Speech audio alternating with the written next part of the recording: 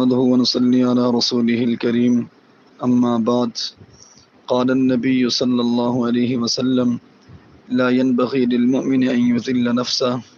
وقال عليه الصلاة والسلام اللهم اجعلني في عيني صغيرا وفي أعين الناس كبيرا أو كما قال عليه الصلاة والسلام صدق الله وصدق رسوله النبي الكريم السلام علیکم ورحمۃ اللہ۔ اللہ رب العزت نے ہر صاحب ایمان کو ایمان کی برکت سے جن ظاہری اور باطنی نعمتوں سے نوازا ہے اس کو شمار کرنا، اس کا احاطہ کرنا اور اس کا شکر ادا کرنا انسان کے بس سے باہر ہے۔ سورۃ لقمان میں اللہ فرماتے ہیں اسبغ علیکم نعمہ ظاہرۃ و باطنہ، میں نے اپنے ظاہری اور باطنی نعمتیں تم پر مکمل کر دیں، تم پر نشاور کر دیں۔ دوسرے مقام پر فرماتے ہیں وَإِن تَعُدُّوا نِعْمَةَ اللَّهِ لَا تُحْصُوهَا، اللہ رب العزت کی نعمتیں تم پر اس قدر زائد ہیں کہ تم باوجود کوشش کے شمار نہ کر سکو گے۔ اس آیت کو دیکھیں تو ایک عجیب نقطہ سمجھ آتا ہے۔ نعمت کی جمع نعم آتی ہے، نعم عربی زبان میں۔ کہنا تو یہ چاہیے کہ اگر تم اللہ کی نعمتوں کو شمار کرنا چاہو گے تو شمار نہ کر سکو گے، لیکن بجائے لفظ جمع لانے کے واحد اور مفرد کا لفظ استعمال کیا، نعمت اللہ، یعنی اللہ اپنے خزانوں کو بتانا چاہ رہے ہیں کہ تمہاری زندگی بھر کی ساری نعمتیں جن کو تم شمار نہ کر سکو گے، میرے خزانے کی طرف نسبت کر کے دیکھو گے تو یوں سمجھو میں نے صرف تمہیں ایک نعمت عطا فرمائی ہے، اور تم اپنے اوپر ہونے والی کسی ایک نعمت کو اگر بغور دیکھو گے وہ ایک نہیں ہوگی، اس ایک نعمت میں بھی سینکڑوں نعمتیں چھپی ہوں گی۔ تم میری کس کس نعمت کا شکر ادا کرو گے؟ لیکن قرآن مجید میں اور احادیث طیبہ میں ذرا غور کرنے سے معلوم ہوتا ہے اللہ رب العزت نے صاحب ایمان کو ایمان کے بعد جن جن بڑی نعمتوں سے نوازا ہے ان میں سے ایک نعمت اللہ رب العزت نے ایمان والے کو صاحب عزت بھی بنایا ہے، اور ایمان والے کو کہیں بھی اپنی عزت کو داغدار کرنے کی اجازت نہیں ہے۔ ہمارے پاس اللہ رب العزت کی طرف سے دی گئی عزت کتنی بڑی دولت ہے، اس کا اندازہ سورۃ المنافقون کی اس آیت سے لگائیں کہ جب منافقین نے مسلمانوں کو بے عزت کرنے کی کوشش کی، اللہ نے ان کی عزتوں کا پرچار ایسا کیا کہ مسلمانوں کی عزت کو قرآن کا حصہ بنا کر قیامت تک کے لیے مسلمانوں کو صاحب عزت بنا دیا۔ آپ ذرا سوچیں اس بات کو کہ اللہ رب العزت نے فرمایا وَلِلَّهِ الْعِزَّةُ، سب کی سب عزتیں اللہ کے لیے ہیں، وَلِرَسُولِهِ، اللہ کے رسول کے لیے ہیں، وَلِلْمُؤْمِنِينَ، اور ہر ایمان والے کے لیے ہیں، وَلَكِنَّ الْمُنَافِقِينَ لَا يَعْلَمُونَ، لیکن منافقین اس حقیقت سے واقف نہیں ہیں۔ یہاں ہم اپنی اس عزت والی نعمت کی قدر و قیمت کا اندازہ تو کریں کہ اللہ رب العزت نے الگ آیت میں نہیں، الگ جملے میں نہیں، الگ سطر میں نہیں، الگ پیرائے میں نہیں، بلکہ پہلے اپنی عزت، پھر رسول اللہ کی عزت، اور پھر ہماری عزتوں کو بیان فرمایا۔ یعنی مومن کو جو عزت ملتی ہے یہ اللہ کی عزت کا حصہ ہے، رسول اللہ صلی اللہ علیہ وسلم کی عزت کا حصہ ہے۔ اللہ نے اپنی اور اپنے محبوب کی عزتوں سے عزت نکال کر ہمیں باعزت، بامکرم، اور اللہ تعالیٰ نے ہمیں یہ شرف عطا فرمایا ہے۔ اس لیے اپنی عزت کو بچانا ہمارا صرف مذہبی فریضہ نہیں ہے، ہمارا اخلاقی فریضہ بھی ہے، ہمارا قومی فریضہ بھی ہے، ہمارا ملی فریضہ بھی ہے، ہمارا جسمانی فریضہ بھی ہے، ہمارا روحانی فریضہ بھی ہے۔ الغرض یہ کہ آپ اس کو کوئی نام بھی دے دیں، ہمیں اپنی عزت کا تحفظ کرنا اولین فرض ہے ہمارا، اور اس عزت کو داؤ پر لگا دینا یہ انتہا درجے کی کمینگی اور گھٹیا پن ہوگا۔ اس لیے ہم سمجھتے ہیں کہ اسلام نے اور رسول اللہ صلی اللہ علیہ وسلم نے اور اللہ تعالیٰ نے ہمیں جو عزت عطا فرمائی ہے، اس عزت کو کیسے بچایا اور بڑھایا جا سکتا ہے، 3 نسخے مختصر طور پر عرض کیے جا رہے ہیں۔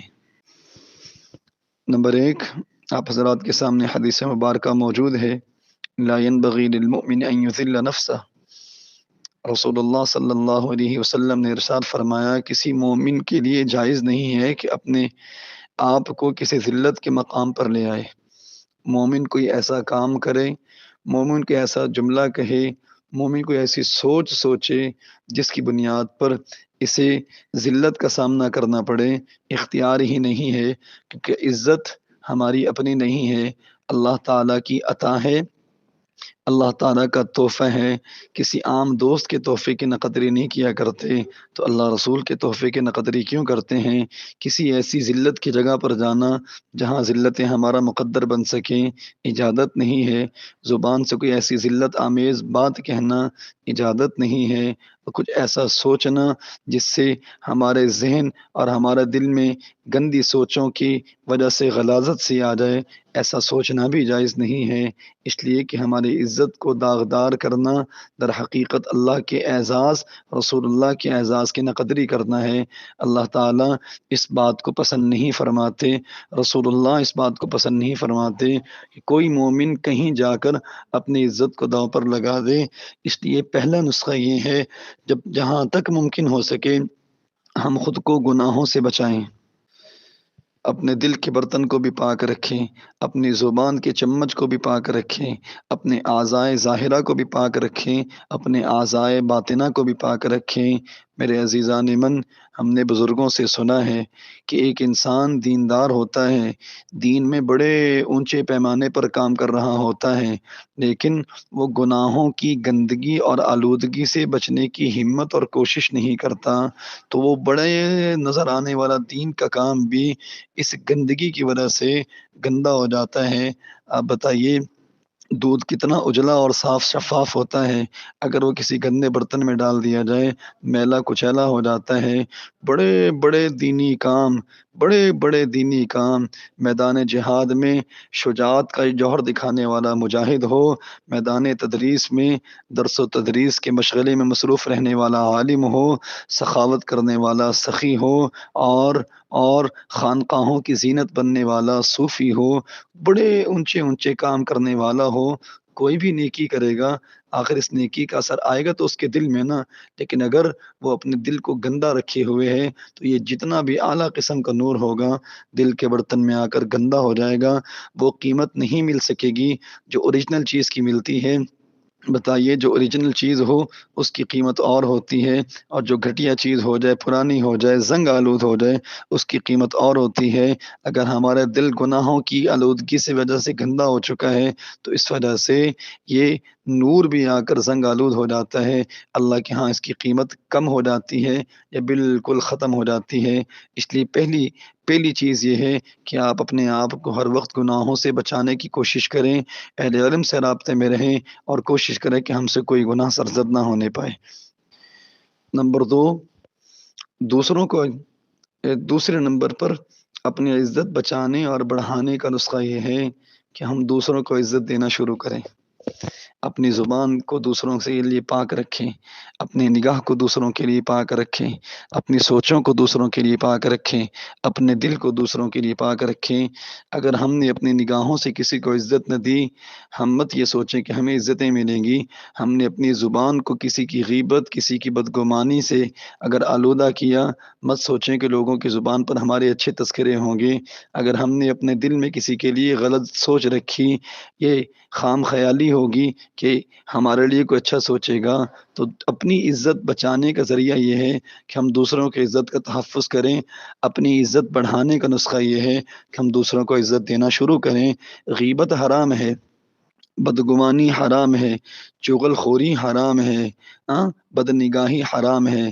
اس کے ایک حرام ہونے کی وجہ تو یہ ہے کہ اس کی وجہ سے معاشرے اور سوسائٹی پر برے ایفیکٹس آتے ہیں، برے اثرات آتے ہیں، نفرتیں جنم لیتی ہیں، جھگڑے جنم لیتے ہیں، اور وہ جو رسول اللہ صلی اللہ علیہ وسلم نے فرمایا الخلق عیال اللہ، مخلوق اللہ کا کنبہ ہے، تو اللہ کے خاندان کو نقصان پہنچانے والا در حقیقت اللہ کو نقصان پہنچانے کی کوشش کرتا ہے، اللہ خود انتقام لینے کو آ جاتے ہیں۔ ایک اور وجہ بھی اہل اللہ نے لکھی غیبت اور بدگمانی اور اس طرح کے گناہ حرام ہونے کی، وہ یہ فرمایا کہ بھئی آج ہم جس کی غیبت کر رہے ہیں، آج ہم جس کے بارے میں برا سوچ رہے ہیں، برا کہہ رہے ہیں، ہو سکتا ہے یہ اس وقت یا آئندہ چل کر اللہ کا دوست بننے والا ہو، اللہ ولی الذین آمنو، ایمان والے تو ہوتے ہی اللہ کے دوست ہیں، لیکن آج عام دوستی ہے، کل خاص دوستوں میں شامل ہونے والا ہو تو جو اللہ کے دوست کے بارے میں برا لہجہ اپنائے، بری سوچ رکھے، بری نگاہ رکھے، تو بتائیے اللہ تعالیٰ کیا اپنے دوست کی مدد کو نہیں آئیں گے؟ اگر ہمارا کوئی دوست مشکل میں ہو، ہم اس کی مدد کو آتے ہیں، تو کیا اللہ دوست کے لیے مدد کو نہیں آئیں گے؟ حدیث قدسی یاد رہنی چاہیے، من عادى لي وليا فقد آذنته بالحرب، میرے ولی سے دشمنی رکھنے والا میں اس سے اعلان جنگ کرتا ہوں۔ تو عزت بچانے اور بڑھانے کا دوسرا نسخہ یہ ہے، اپنے دوستوں کو اور اپنے معاشرے کو عزت دیجیے اور اپنے دل اور زبان کو ان سے صاف رکھیے۔ تیسرا نسخہ، ایک حدیث شریف میں دعا آتی ہے پیغمبر علیہ السلام کی، اس دعا کو اپنے معمول میں شامل کیجیے۔ عجیب و غریب دعا ہے، کم از کم ہر نماز کے بعد پڑھیں، نہ پڑھ سکے تو فجر اور مغرب کے بعد 7 مرتبہ پڑھیں۔ اللہم اجعلنی فی عینی صغیرہ، اللہ مجھے میری نظر میں چھوٹا بنا دے، وفی اعین الناس کبیرہ، مخلوق کی نظر میں بڑا بنا دے۔ خواجہ مجذوب صاحب رحمۃ اللہ علیہ فرمایا کرتے تھے، اپنی نظروں سے جب سے گرا ہے مجذوب، تب کہیں جا کر تیرے دل میں جگہ پائی ہے۔ ہم اپنی نگاہ سے نہیں گرتے، لوگوں کی نگاہ سے گر جاتے ہیں۔ معاملہ ایسا نہیں ہے، اپنی نگاہ سے گریں، لوگوں کی نگاہ میں تو بلند ہونا مطلوب ہے۔ لوگ اگر تعریف کریں،